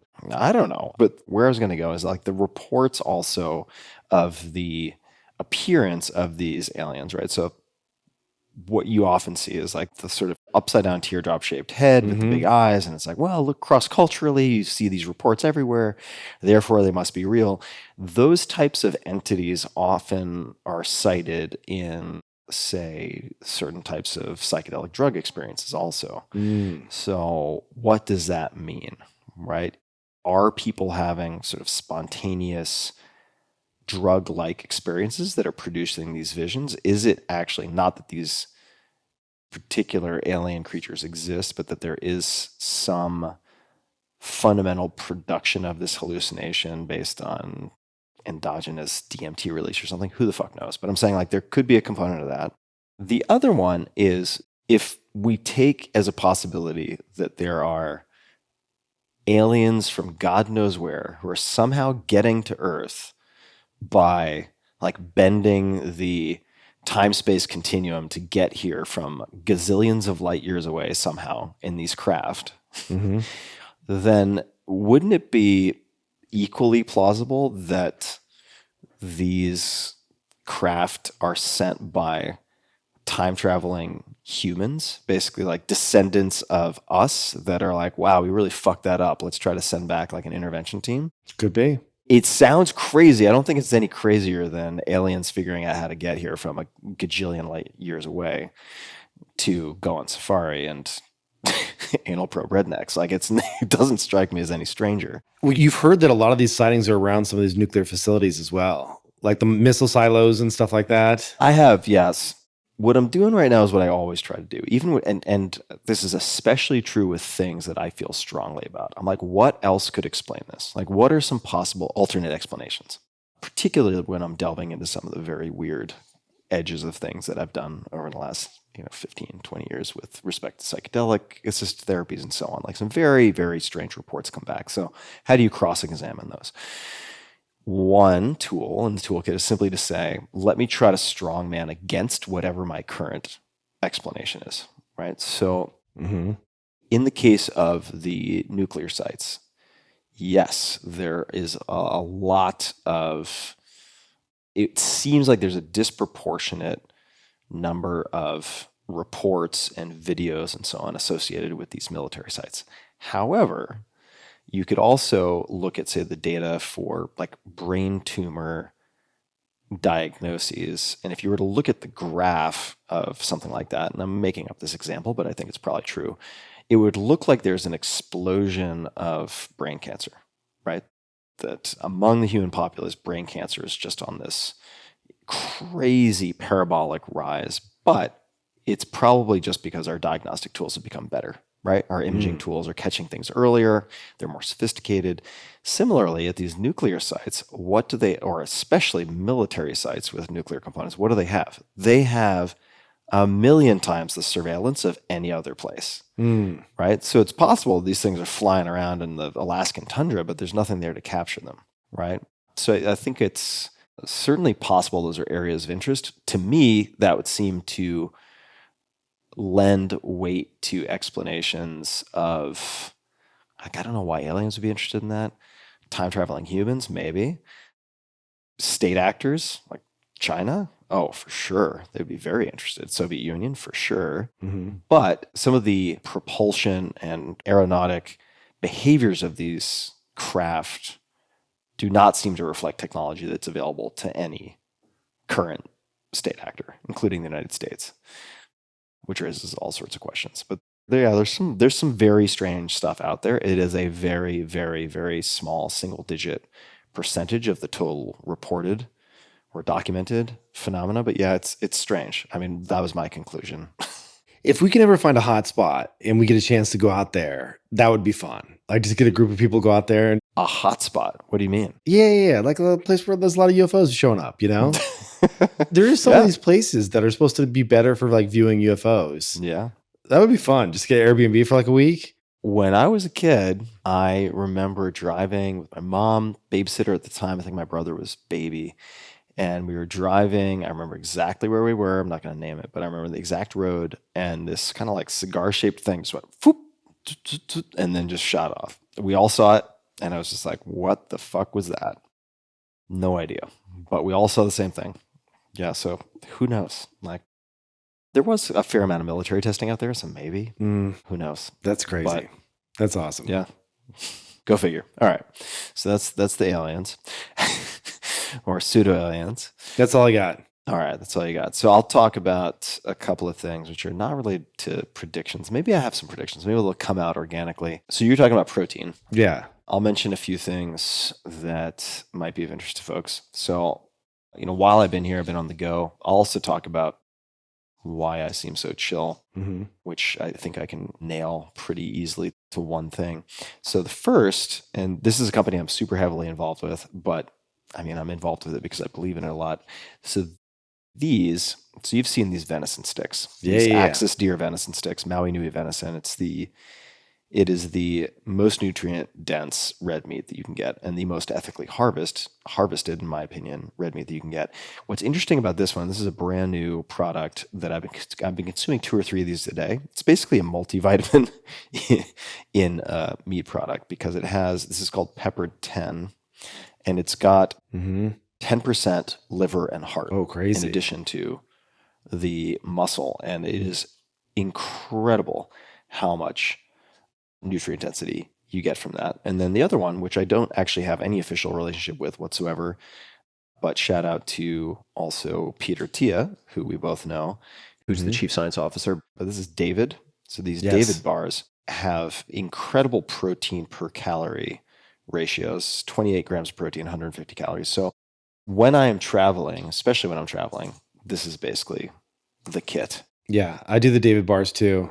They're good. One of them was a little too sweet for me, but the blueberry one's really good. Yeah, some of them are a little too sweet for my palate, but also there is a point where I'm like, I cannot eat another venison stick because I eat so many of those per week.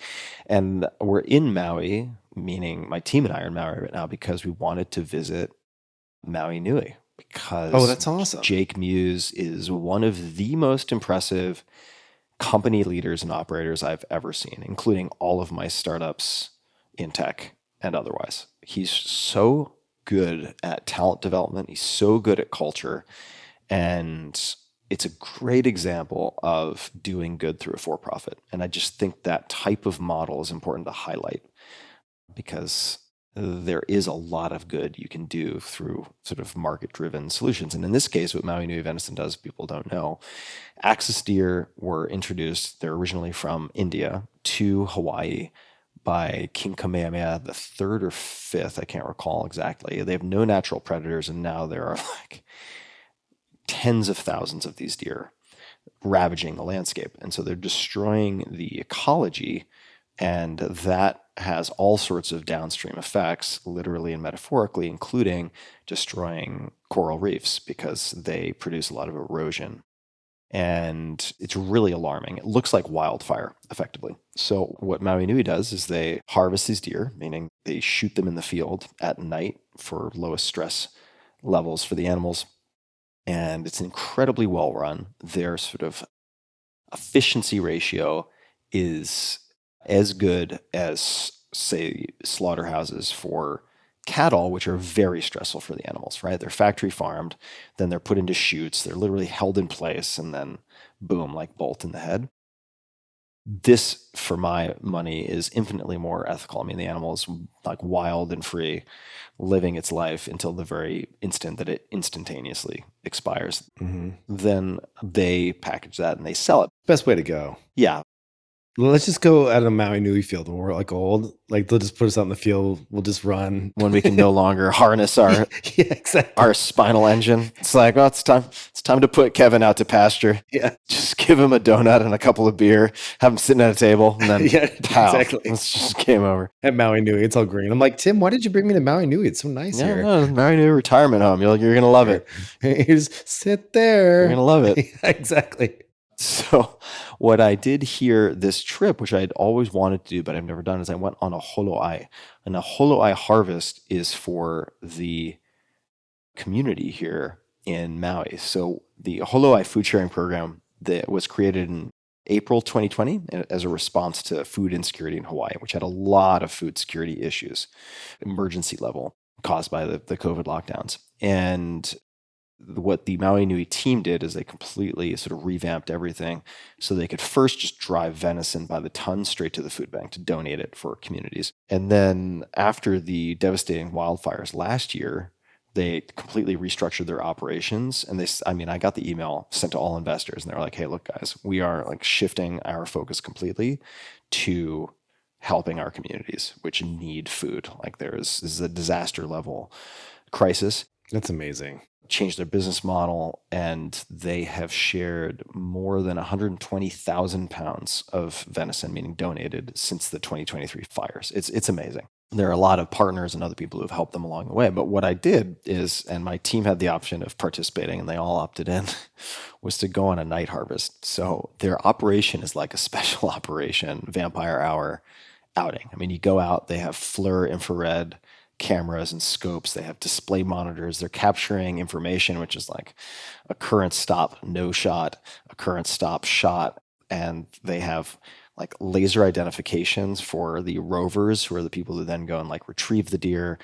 And I went through the butchering process. I wanted to get better at butchering. So it's like I actually butchered, 6 or 7 deer on this trip. That's amazing. Did you take some meat with you or no? Oh, of course. Yeah. That's awesome. I mean, the vast majority of that's going to be donated, but some of it I'm going to keep for myself and send to family members and so on. But it can be very visually arresting. It can be confronting for someone who's used to getting food from a conveniently wrapped plastic packaging from Whole Foods. Yeah. But I find it so grounding in the sense that it makes you fully aware of what is involved to put food on your table if you choose to eat meat. Yeah. And I feel very unconflicted about it. I know there's some people who feel conflicted. I don't. I do too. It's funny you mentioned that because it's like, I get if you're a vegetarian or vegan out there and you're like, I don't see eye to eye with anything that is being said right now. That totally makes sense to me. But if you're going and having a burger and like, I don't know, for me, if I'm eating a burger and I can't like put down the animal that I ate it from, there's a big disconnect there. Like just a couple of generations ago, we were doing that. You know what I mean? Yeah. And like now it's been completely stripped out of our culture. And, I don't have the same amount of hunting experience that you did. I went hunting with my dad once, but when I've certainly done a shit ton of fishing, and, it's not the easiest thing to put down a big ass salmon either. Yeah. But you think it's for its life and you make use of everything you can, and it's amazing. Totally. And they use everything, which is also deeply inspiring. I mean, they use everything from these animals. And I mean, they're effectively restoring an ecosystem, right? They are feeding the local community, and they're providing the most nutrient dense meat that you can purchase. And they're bringing back traditions of things that, like, this idea that, and there's a lot of chefs that are doing this now where they call it like nose to tail, which is like, it's not about just getting the prime cuts and throwing everything else away and being wasteful. It's like cooking all of the different aspects and using all of the different aspects of the animal for either consumption or for product use or whatever it may be. There's no waste there, or very little, you know? And part of the reason they can do this is because they are harvesting these deer from private land. So to be clear, the reason that you buy farmed animals for food in the United States is because that's what you have to do. You cannot buy game meat. That's illegal, because you don't want people poaching on public land and then selling meat, which can lead to overkilling and all sorts of issues with wildlife management and cause imbalancing. So the operation is incredibly unique in that respect. And there are actually, again, I don't think it matters to out them here. Like, there are a lot of, say, vegans or vegetarians. There are, I know, vegans. This is going to sound like a contradiction in terms, but who object to a lot of the animal husbandry practices, especially factory farming and so on in the US. So they don't eat meat based on those ethical grounds, and they make an exception for Maui Nui. It's the only meat that they consume. So anyway, that was this trip. So my team got to ride around in these, ATVs and see the displays and really see the whole process. That's amazing. How does that not surprise me that every single one on your team, like if you work for Tim Ferriss and you're like, hey, we're going on a hunt tonight. Like, is there one person that's gonna be like, oh no, you're like, you're fucking fired. No, I wouldn't fire them. I mean, I'm kidding. Yeah, it's quite a bit to take in. But what I wanted to do, and this is actually not my idea, this is the suggestion of one of my employees, they wanted firsthand experience with one of the companies or nonprofits that I support. And initially we thought about doing something with Amazon Conservation Team, because I've done a lot of work with them in Colombia and Suriname and other places. But that would have involved 2 weeks off the grid and would have been very complicated from a logistics perspective. Maybe they're talking about your psychedelic donations that you've been doing. Wait, what was this? Maybe they're talking about your psychedelic research that you've been doing that. Oh, yeah. I don't think I feel comfortable sending my employees to the seventh dimension just yet, but who knows? So that's what I've been up to. And then on the calming side, on the grounding side. Yeah, you're like a 2 on your, typically like a nice toasty 7 or 8. Simmering 7. You seem very chill. Yeah. So I'd say chill, certainly Hawaii helps, certainly good sleep helps, exercise helps, but Valium. You're like, I took 3 Valium before I started the show. I've got the LICUS on this shoulder. I've got my morphine drip on the other. Yeah, exactly. Your morphine patch, slow release. No, it's not morphine. It's not morphine. It's meditating twice a day.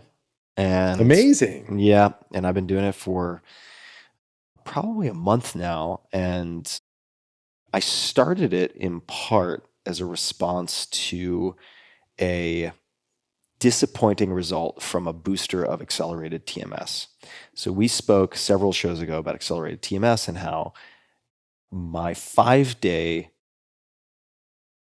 bout, let's just call it, or treatment with accelerated TMS had the greatest durable impact on my generalized anxiety that I've ever experienced. This includes psychedelic assisted therapies. The accelerated TMS, which is a non-invasive treatment using transcranial magnetic stimulation over a 5-day period in this case, where you're getting treated basically 8 minutes every hour on the hour for 10 hours a day.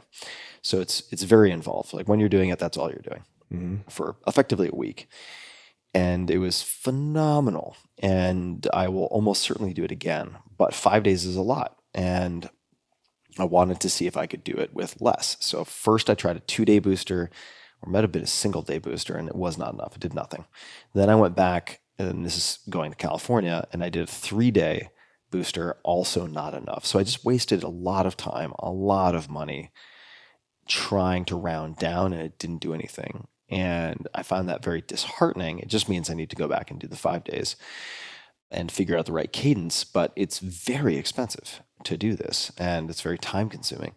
So I then was looking at different meditation options, and this has since become a company that I'm very heavily involved with. But The Way, Henry Schuckman, your man, Love Henry. who you initially introduced me to, and I've introduced my employees to The Way, which is an app. And the sessions, you can make them longer or shorter. I set them at 10 minutes. And I was very skeptical because I did TM, transcendental meditation back in the day, which is 20 minutes twice a day.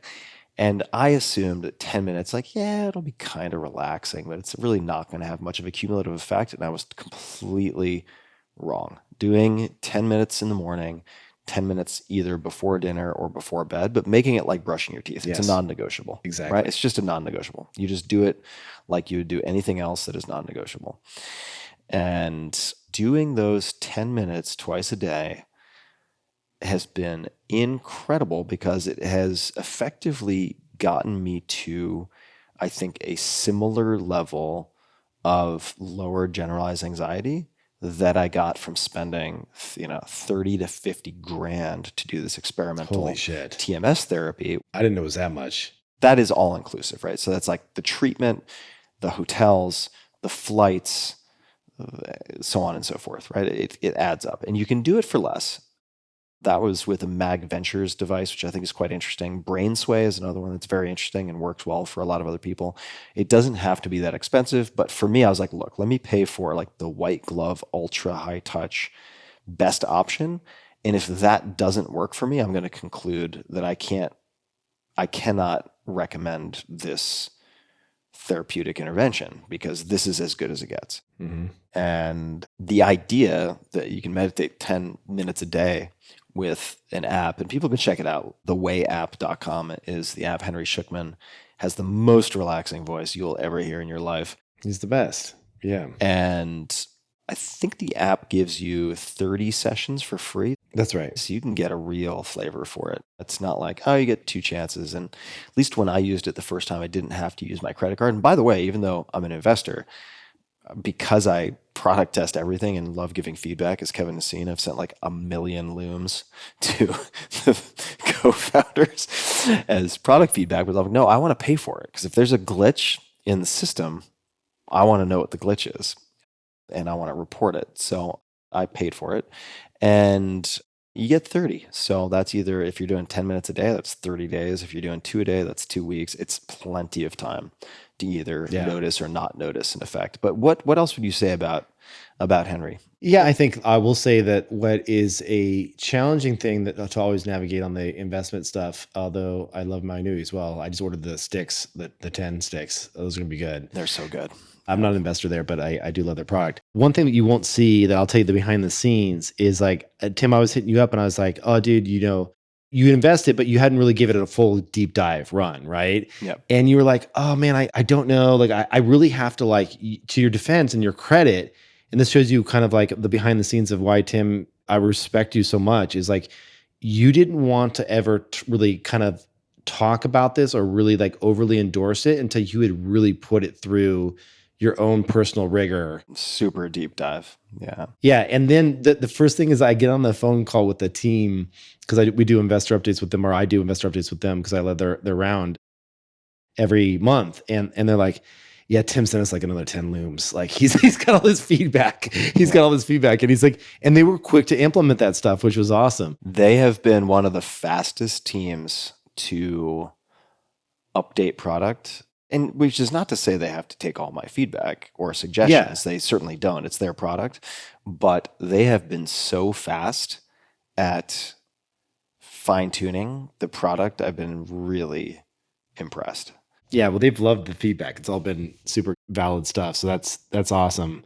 But anyway, what I would say about it is like, I started studying with Henry before he had an app during the pandemic. And, this is what really got me into Zen. And I think one of the things that meditation struggles from is this race towards the bottom, in that there's been a commercialization of meditation that says, hey, do the 2-minute meditation. No, the 1-minute meditation. It's like, how can I just productize meditation and sell meditation? Yeah. And like, this is like a real Zen master teaching course that it's for people that really, you may have tried Calmer Headspace, but you want to go deep and really go for something much bigger here. And that to me is the exciting promise of this app, because it's not just a hired pretty voice on the thing. It's like an actual Zen master teaching you. And that comes through in the knowledge transfer. Yeah. It's just, you can feel it. And it's skill development. Yes. Right? It's not pleasant story du jour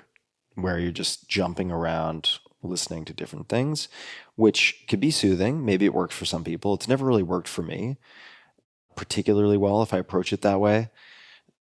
This is skill development in a logical progression, which you notice, like you recognize it. You will recognize as you go through, and maybe you're going through a particular retreat that is themed on hindrances, for instance, and then you're doing a sit where you're focusing on aversion, and you can label it. And then, for instance, I went out to a dinner 2 nights later, and this was this table of ladies who'd had a few too many drinks, and they were cackling like fucking crazy.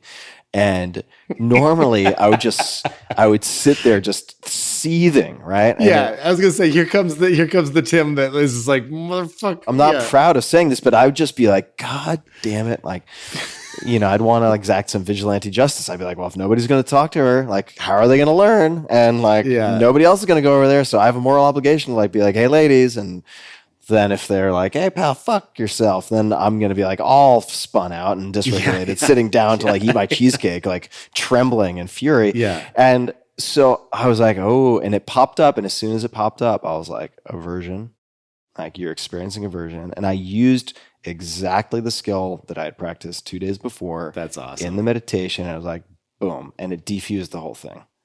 And that's what you want. Like, you're not meditating in an app just to feel good while you're using the app. That's right. How can you bring it into everyday life? And what I also like about it is it doesn't let you skip. Mm-hmm. You have to follow the program for good reason. You don't get to skip around indulging your whim and impatience. You have to follow through. So if you try to skip ahead, it's like, hey, buddy, yeah, glad you're excited, but sorry, you're not allowed to skip around because this program does X, Y, and Z. So enjoy. Yeah, it's good stuff. It's perfect time too. It's New Year's. Get a New Year's resolution. This is going to be a big one for me. It's funny because I'm looking at the number of retreats because I've done quite a few now, and I'm like, oh God, I don't want this to end. Like, what am I going to do when I'm like through the entire program? Am I going to run out of Henry? But I have so much left. It's great. Well, also, you're going to come with me to a 7-day retreat. We got to make that happen this year, like an in-person one. Yeah, I'm game. We'll do a 5-day one. Yeah. Look, I'm open to it. As long as you don't eat a lot of mushrooms before you go. Yeah, fast for 6 days and eat microdose while I'm doing it. Probably overkill. That was not a good first. You said you probably have some PTSD from that one. Oh, it was not a wise set of decisions. There were bad decisions were made on my part. I'd be game to talk about that. So let's talk about actually New Year's resolutions for a second, because this ties in. Yeah. I literally just did my past year review, which I do every year. I go through my calendar kind of week by week. I did that today. I also looked forward to the next year. And what I've already been doing over the last month or two, and I'd encourage people to think about this, like, instead of thinking about New Year's resolutions, think about New Year's reservations. New Year's reservations, what does that mean? It means, what are you putting in your calendar? If it's not in your calendar, it's not real, right? It's like, okay, so if you want to like exercise, do this and this and this, like hire a trainer or book a program or buy a membership, get time in your calendar, right? So what are your New Year's resolutions? And for me, the core of that is extended periods of time with close friends, right? Those people who I know are going to give me energy, who are going to leave me feeling better about my life and the world and optimistic. Those are the relationships I want to invest in. And so I go through the year, and for instance, January, February, it's like I've rented a house and it's stupidly expensive for me. But I put together a Google spreadsheet and I'm inviting friends to come join. I'll see you late January. I don't know if you saw it. It's on the list. Yeah.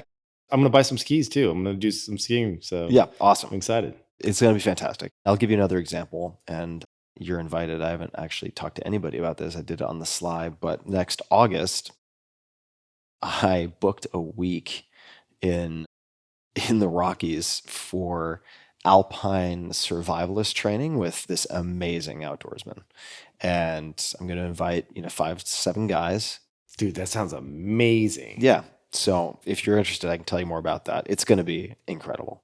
Yeah, that sounds fantastic. I pay a lot of attention to the details for this type of thing. I've always loved that shit, like with Yeah. my Eagle Scout and being a Boy Scout. Like I want to dig little tunnels that I can like sleep in and shit and the fucking ice and shit. Like I'm totally down. So we'll have adventures like that. And it doesn't have to be a week long. It could be a long weekend, right? It could be every year. Some of my closest friends come, and it depends on the cast of characters. Like it's not always the same people every year, but for like a annual reunion in the summer of old friends, right? And in this case, because I do get questions about this sometimes, it's like, well, why isn't it a mixed group? It's not a mixed gender group because, unfortunately, in modern society, especially on the coasts where people tend to get highfalutin and fancy and brainwash themselves into all sorts of unproductive things, that there are very few socially acceptable male-only activities or groups. And there are just not many options outside of perhaps certain sports environments. So since that is a rarity, right, people are by default going to be in mixed groups. And I think women generally do a very good job, and it's socially acceptable to have female-only activities and groups and so on. But a lot of men don't have that. Most of my friends don't have that.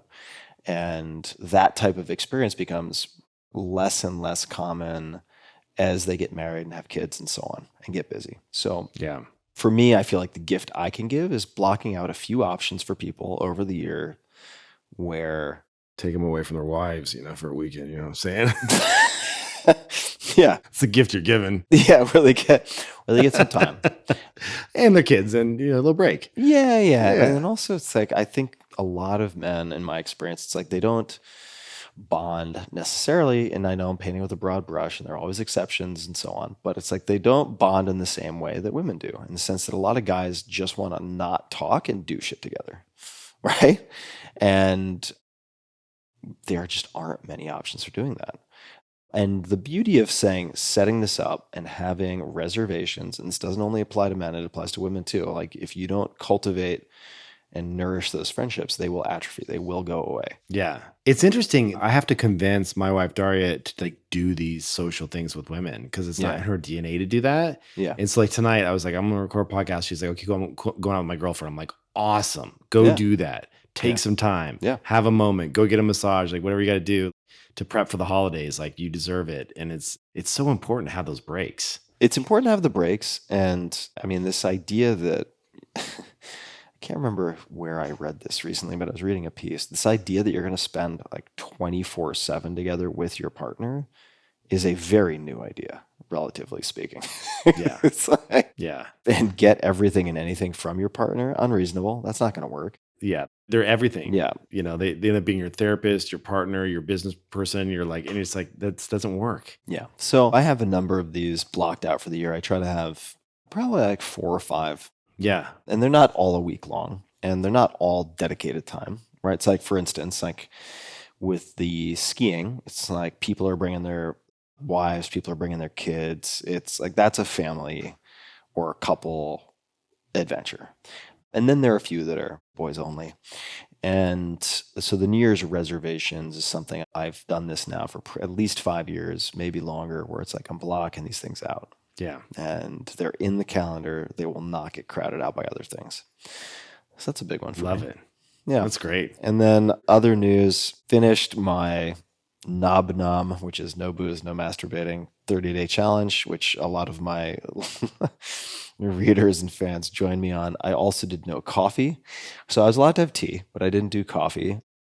And it was a fantastic reset. And in the last week, not to get too TMI, but it's like, okay, all of those things have been reintroduced. Yeah, you just went to town. Like I really liked the cleansing of the dopamine palette. And these are addictive. These can be addictive behaviors, right? All of them.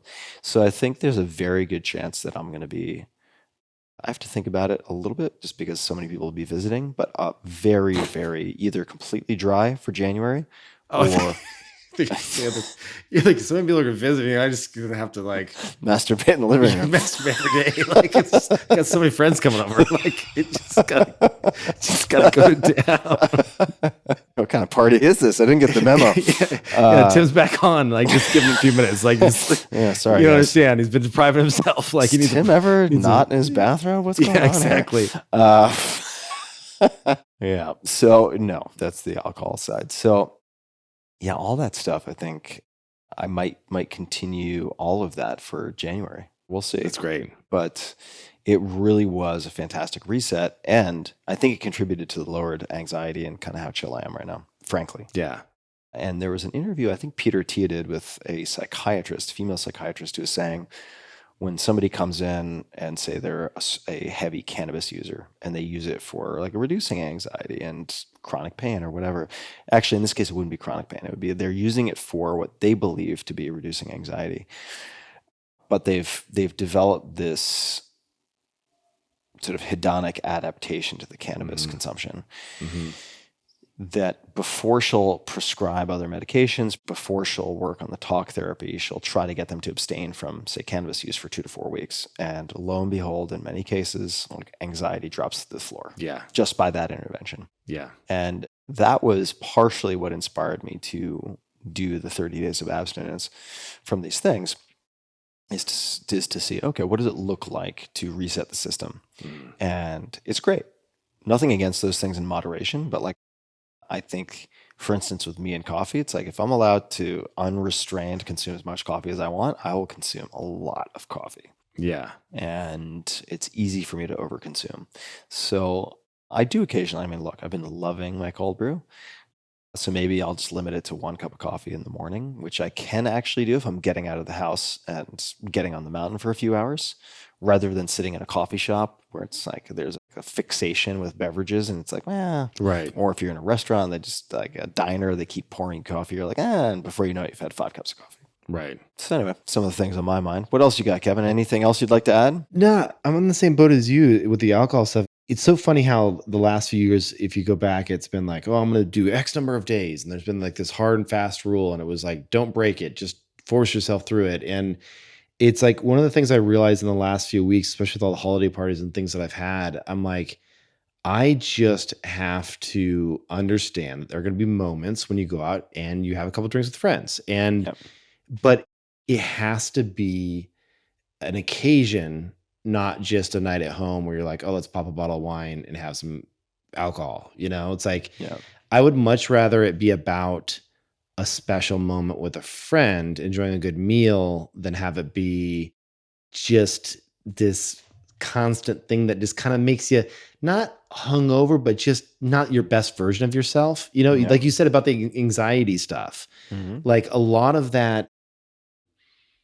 you don't even realize it because you think that substance is actually reducing anxiety. But in reality, if it's too many times in a month, it's like depleting you of all kinds of nutrients and B vitamins. And like it adds to actually more anxiety by just partaking in it. So it's like this horrible thing. Oh, yeah. I mean, it also fucks up your sleep, right? So, I mean, the big one is like, it's going to reduce your anxiety for 2 to 3 hours. And then you're going to feel like dog shit for 12.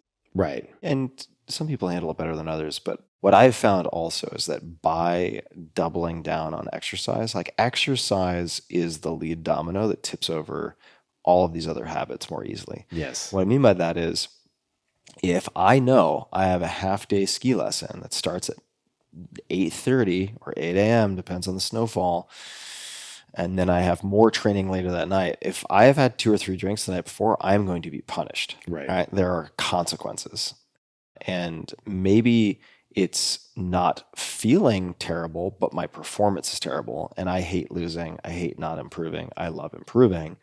And it's a corrective mechanism, right? If I don't have that in place and I'm just sitting in front of a laptop and maybe the performance drop isn't as noticeable, it's not as obvious, then it's harder for me to hold myself to that line, perhaps. But the more movement, more exercise, the more everything else falls in line, in my experience. Agreed. Yeah. All right, man. Well, I'm excited for 2025. I am too. I got all sorts of crazy shit coming. I do too. I'm super, super stoked. We're going to hang, I'm presuming at South by. Oh, yeah. Well, I'll see you in January. Of but course. Yeah. Yeah. No, we're gonna see each other in Jan, and then got a lot of fun stuff coming for South by. Yeah, we'll have to let people in on that at a later date in terms of when to come hang with us. Yeah. Yeah, we're going to do we'll do something. We'll do something on stage, something fun Yeah. Yeah. around that time. So Keep your eyes and ears peeled for news at some point in the near future, which should be very exciting. sounds good. Good to see you, buddy.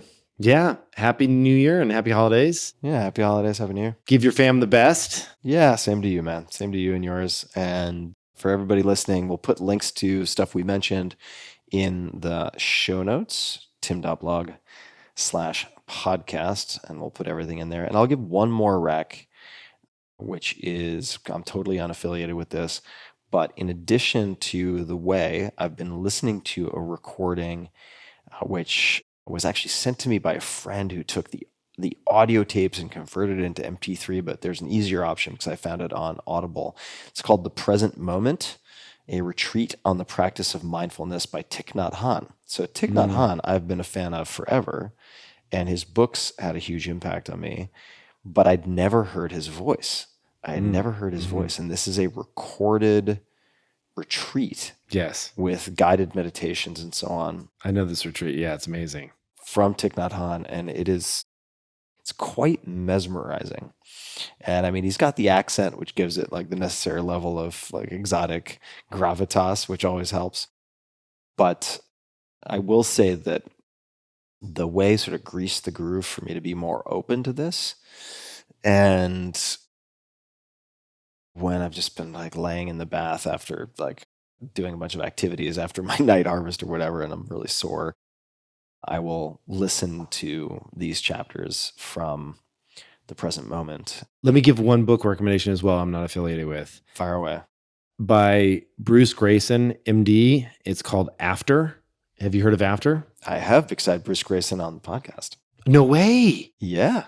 Holy shit, I got to go listen to that. Was it good? It was outstanding. Yeah, he was really good. From University of Virginia. Yeah, so essentially this book, the subtitle is A Doctor Explores What Near-Death Experiences Reveal About Life and Beyond. Like halfway through it, and I just I can't put it down. Like, it's so good. Yeah, and Professor/Dr. Grayson is a very credible researcher. This guy is not like hand-wavy woo-woo guy in beads. Nothing, no offense to beads, but you get the idea. He's not like the archetype of some guy who's got like a heavy dose of conspirituality and can't really sort fact from fiction. This is a very credible researcher, and he is fascinating. And I debated having him on the podcast or not for quite a long time, and then I realized, what am I so afraid of? Like, I actually feel quite good about his documentation, the research he's put out, and his observations don't ring as wildly speculative. And these are documented phenomena. Like, people have these experiences. So let's take a closer look at near-death experiences. And I'm really glad I did it.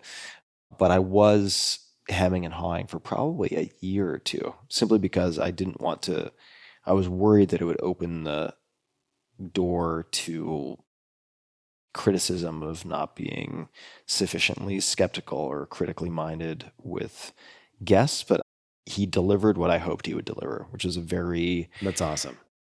sober, fascinating account of a well-reported phenomena that is poorly understood, that he has researched for several decades now at this point.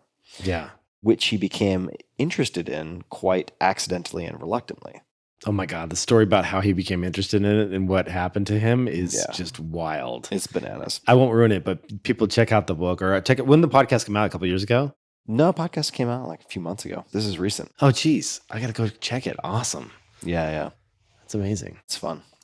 I'll link to the Dr. Grayson episode as well for folks. Yeah, After. Didn't Daria also read that? Yeah, that's how I had it. It was in my Audible library. And she's like, you got to read this. And like when you share an Audible library, you just see what your partner's buying. Yeah, cool. And so like I just downloaded it and yeah, it's been awesome. Yeah, dig it. Yeah. Awesome, brother. Well, lovely to see you. As always, give a hug to Dardar and the kiddos and Toasty for me. Will do. Please pet Molly for me and tell your parents I said hello. And I will. Happy holidays, brother. I love you. And Yeah. I'll see you in Jan. Yeah, love you too, buddy. I'll see you in January. Happy holidays. Happy holidays.